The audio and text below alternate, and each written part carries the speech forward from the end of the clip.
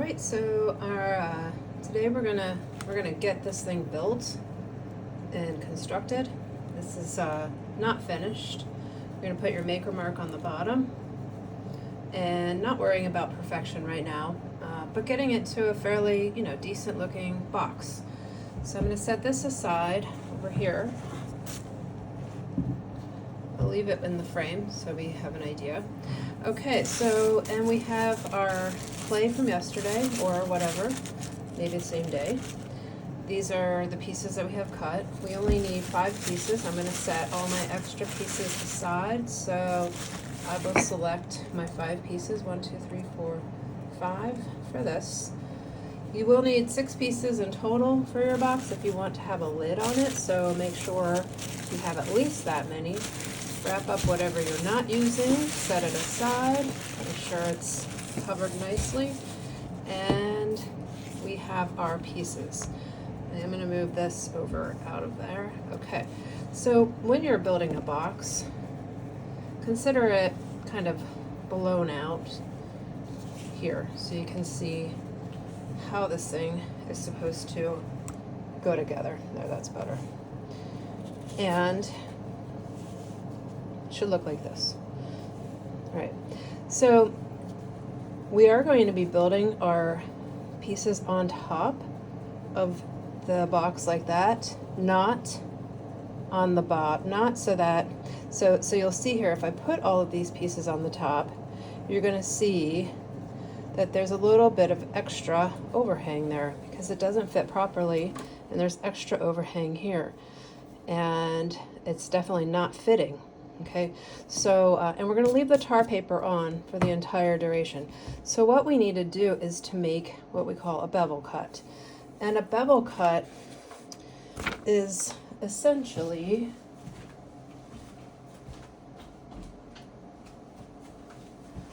like a 45-degree angle. So if you have, say, 2 pieces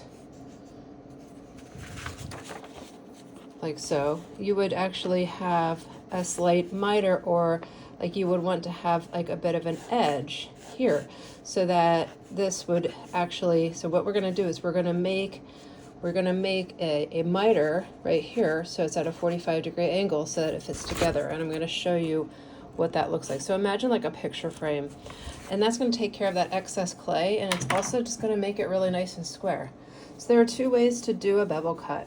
Now when we bevel cut, we are only bevel cutting the sides here, like so. Okay, so all the sides of the pieces are going to get beveled. So I might just, I'll just know that I only have to do 2 sides for now. All right, and it all makes sense. Yeah, just the sides of the vertical corners of the 4 walls only. That's all we have to cut. Okay, so there are 2 ways to do this. The first way to do this, so we'll put this one won't get any beveling. That's your base.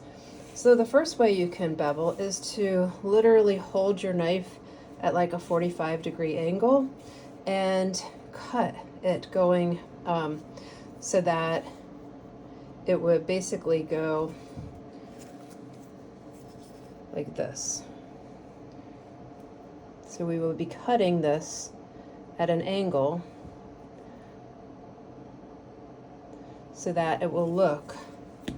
So what you do is you hold your knife, and this is more difficult than the other tool. So one way to do this, and you leave the tip of your knife kind of hanging out over, but you just slice it going down and dragging it towards you. Okay, so you may have to do a couple passes, but that is one way to get a 45-degree angle, and you'll see that it's not perfect and easy to do that way. So this is one way to do it, and it does take, it's a good skill, but it's not the easiest way, and you have to kind of practice. And so I prefer a special tool called the bevel cutter, because as you can see, it is a little bit tricky. But now I have 2 sides that have this like sort of mitered edge. Okay, so so you can see there's like a bevel and a bevel, right? So the first way to do that is with this tool, and I will show you that again. So you're basically cutting it at an angle, pulling through. So you hold it at an angle, and it needs to be at a 45-degree angle. And make sure you are consistent. The corners are always a little tricky, but that's how you get it. Now you can see here I did not do a perfect 45 there. It looks good on that side, but not so great here. And you can see like I even like kind of didn't get all of that. So that's why I don't like this technique as much, okay? Because we are not machines, we are humans, and this is just too prone for error. Okay, so I did correct it. It can be done, but the better tool for the job is the bevel cutter. And so this has, this is a 45, this side is the 45, and this side is more of a 60. So we will use the side that is a 45. And what we will do here is we will line it up, and I'll just put it in the air so you can see what I'm doing. I'm going to line it up like this so that this corner here is touching the corner of the piece here. And then I will pull it across. So I'll show you right here. So I will push down. So I'm starting with the wires on the outside, and this is touching this, leaned up against it, and I am just pulling it through, and it is so satisfying. I will do it again on this. Oh, no, that side's already been done. I may actually use this tool here just to clean up the one I already did because I didn't like it. Okay, and I gotta do that for 2 more pieces. So 1, I'm gonna flip it around here, and 2. And 1 more piece, and then all these little scraps as you go, pick them up, get them out of the way so they're not gonna like get on your project. Put the base down here. Okay, last piece.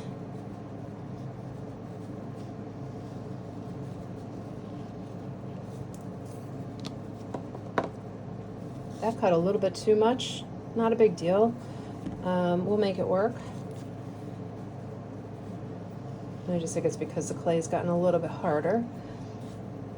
And this might be a good time to actually take another one of the extra pieces that you did, because I personally don't like that one. So I do have extra, and I'm going to go ahead and cut a different one. Oh yeah, that was better.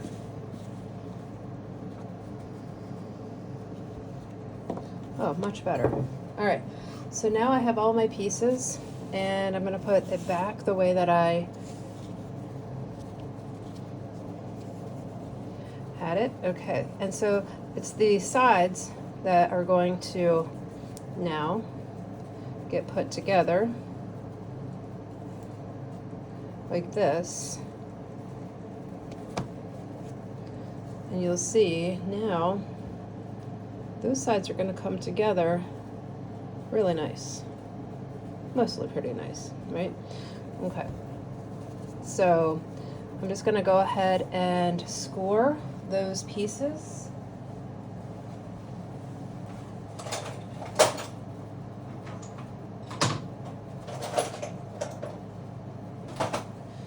You can use a fork or a special scoring tool. I do like this one. There's also a metal rib that has like an edge to it, but I'm just going to go ahead and just scratch all my sides.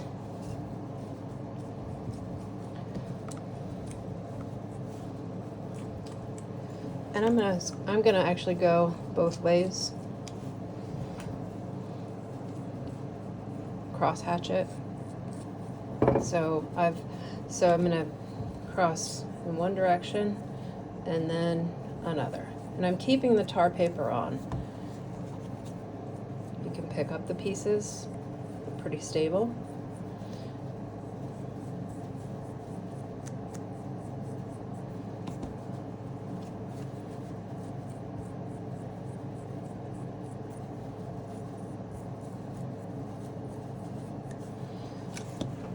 right, now at this point you can either just use water or pre-made slip or even vinegar if your pieces are getting too firm. Vinegar is a great way to work with pieces that are getting too hard and maybe difficult to build with, but you don't want to re-slab them. So I'm just going to use my finger in this very, very liquidy slip that I have here, and I'm just going to do this. Now you could use a paintbrush if you want.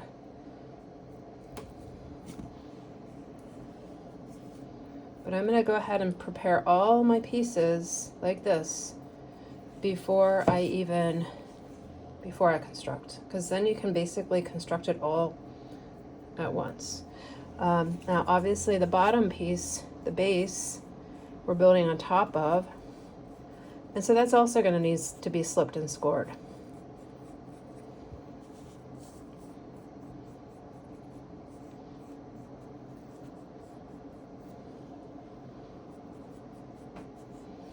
Okay, and just go ahead and get that on there. Alrighty, now the bottom piece is also going to need to be slipped because that's going to connect to the base there. So we have to do the same thing here. If your tar paper starts to come off, try to keep the tar paper. You want to keep that tar paper on. All right, so we're going to scratch. Make sure that you're aware of where your bottom is, so you're not scratching the top, right? Okay. And also, I like to look at them because on my box here, you can see like this one is a little thinner because, and this one too. I always like to make sure that I'm selecting the top. That like at the bottom, I like to have the top be a little bit thicker when possible, just so it's stronger looking. Okay, so we have done all that, and I have slipped the bottom there, so I don't need to always slip both sides.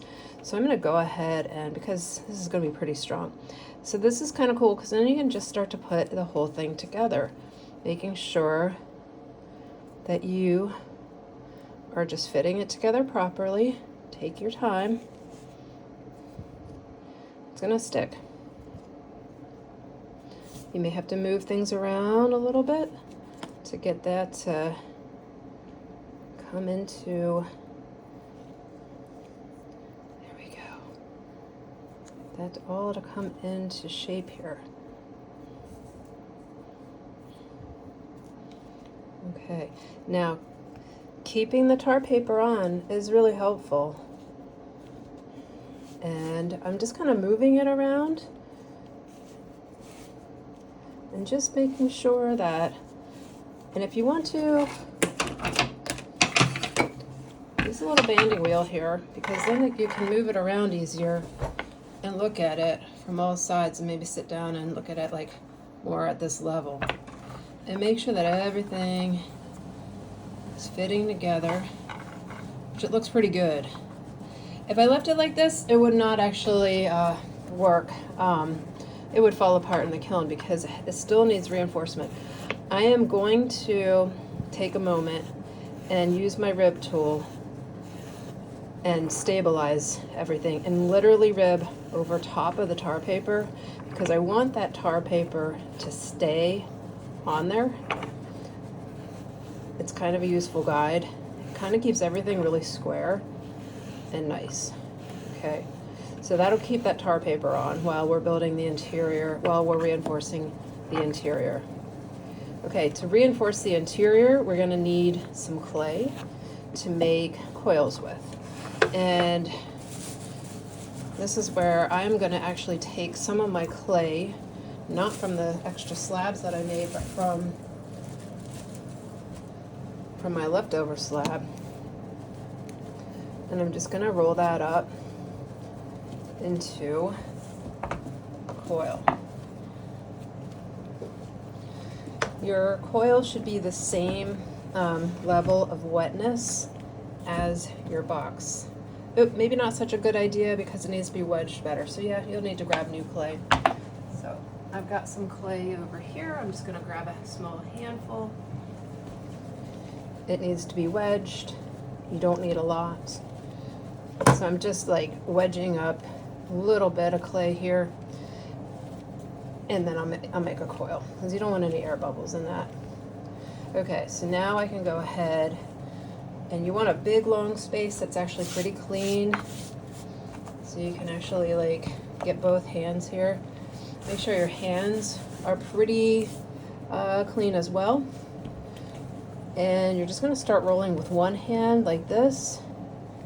And if it gets to be too flat, you just kind of pat, pat, pat a little bit until it gets to be a little bit too long for one hand. And then bring in that other hand. And what we want to get from this coil is around a pencil thickness. This is a lot more clay than I'll need. So what I can do here is just pull that apart and just make that a lot longer. Now, when you're making coils, you want to be consistent. So there's an art to this too. And if, like I said, if it gets too flat on one side and it starts to like kind of go like kind of ridge on you, you just give it a slight tap and then keep rolling. Okay. This is a little bit on the thick side. It's getting there.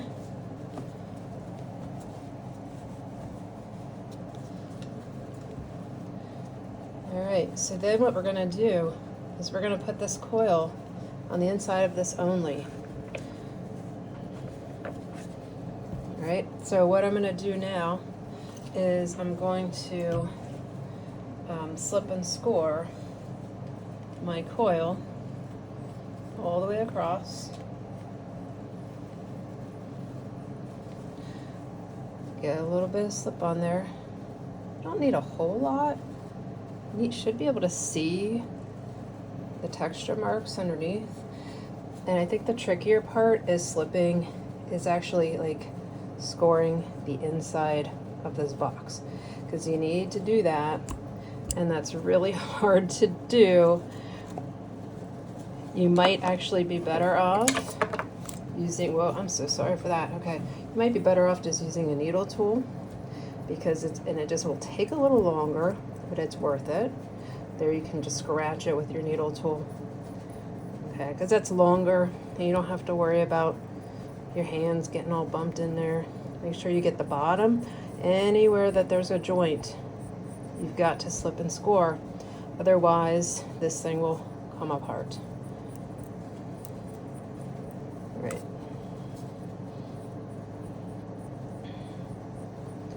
Right, so I am getting close to having everything scratched. Does not need to be perfect, but you do want to try to get some good texture going there. You can use a paintbrush or your finger, but just go ahead and get some slip in there. I like just using my finger. I know I'm getting it with my finger. Okay. All right, now we can use our coil, which seems rather thick, but that's okay. Now what we're going to do is we're going to stick it on the inside. Make sure that you are sticking the slipped and scored area to slipped and scored area. So you're going to have to kind of guide that in with your finger and just kind of like roll it around. And you can literally like have this be one continuous piece that you then just sort of press into the inside. If it's too long and hard to manage, just break it off. And then just make sure you're getting slip side to slip side. I'm pushing it down. It's kind of hard to see, but what I'm doing here is I now have clay all on the inside, and I've just pushed it down, and then I'm going to work my way up the side here. I'm going to let it roll over the top like that. Okay, and then with my extra piece that I ripped off, I'm going to do the same thing with the sides. Just push it down, rolling it over the top, pushing down, and rolling it over the top. Okay. Now we have reinforced all of the interior of that, and we're ready to go ahead and blend everything in. Okay, I'm going to take all my extra clay and just put it over here so it's out of the way. And I'm going to use these tools. This tool is really great. So is this tool where it's rounded.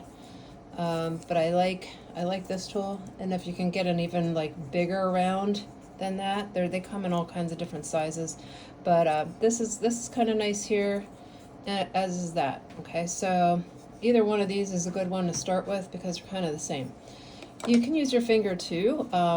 I just think it's a little bit more consistent to use a tool where you're basically pushing it in and up, like kind of like what you're doing here. I'll show you on the inside coil.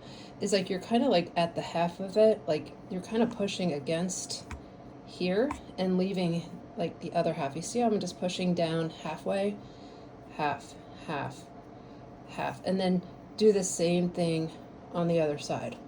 So you're kind of pushing down, half, half, half, and then pushing against on the other side here.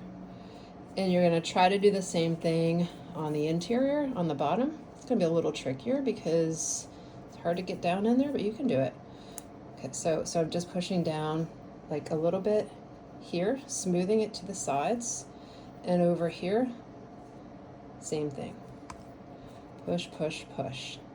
And I'm going to go ahead and do that to blend in the vertical sides first, and then I'll do the bottom. And don't worry about perfection right now. It's a lot of clay, and you're going to have to get rid of some. It will actually kind of go away. But what this is doing is compressing and strengthening those joints. So it's basically reinforcing. It's kind of like a mortar, if you will, in terms of like holding cement bricks and blocks, or just bricks for that matter. It's going to hold everything together. It's going to glue that. And the nicer you do your job at that, the less likely it is to come apart, crack. So I'm pushing down here and against it here. All right. And in terms of up here, you can literally just kind of like smooth it across, and then you can use that tool. So what I did here is I just smoothed it across here.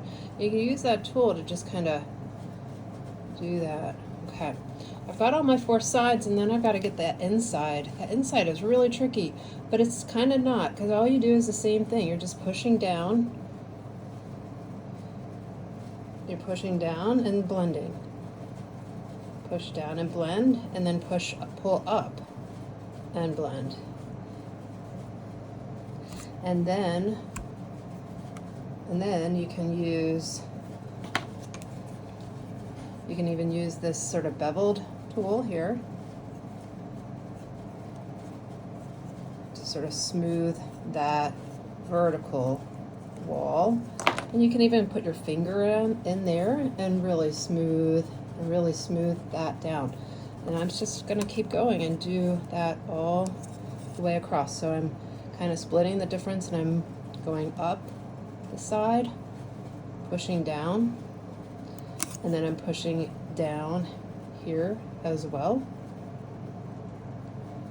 And I'll use my finger to smooth that.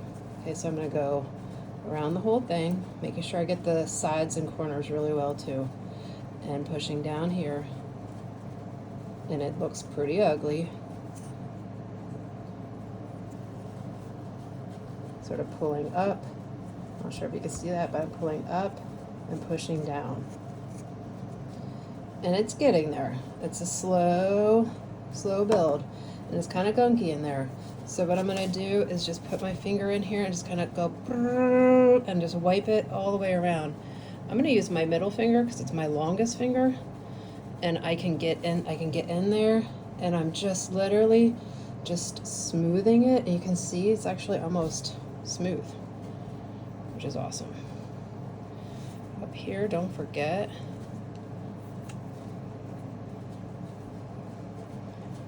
Okay.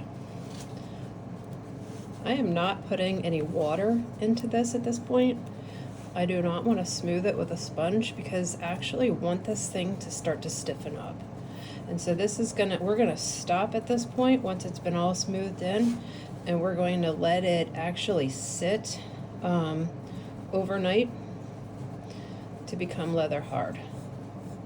Okay, so if you finish this at a point where you're like, oh, just start to design what you think the top should look like, or start thinking about how you might actually decorate the sides of this.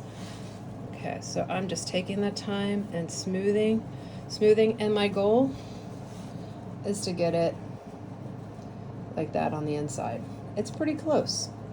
So I will stop there for now. And like I said before, I'm not worried about the tops being perfect. I do want it to be fairly blended.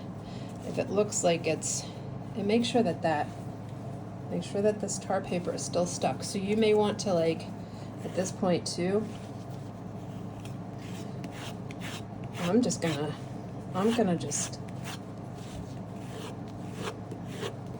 I'm smearing that side on again with the tar paper because I want that tar paper to stick. It's helping to keep a really nice form, and I want that to stay on there overnight. If it's really stubborn, you might be able to pull it apart and put a little bit of water there, but that is actually pretty good. If there's any stuff seeping out, you can kind of clean that up too, but I think we're in a good stopping point for now. I can blend that somewhere with my fingers and obsess and get that a little smoother on the inside, but then I'm going to stop there.